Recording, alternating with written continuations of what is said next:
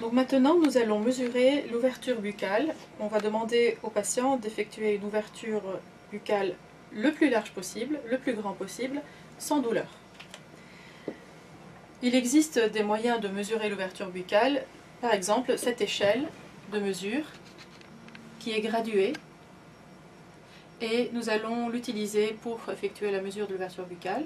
On va placer cette encoche au niveau du diastème entre les deux incisives inférieures, et puis après on va mesurer à ce niveau-là, juste en dessous de là où vont se poser les incisives supérieures, la possibilité maximale de l'ouverture. Vous allez ouvrir la bouche le plus large possible sans avoir mal.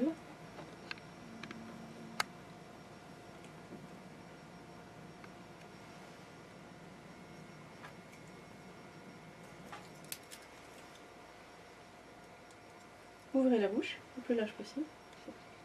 D'accord. Donc j'ai marqué à quel niveau l'ouverture buccale maximale se situe.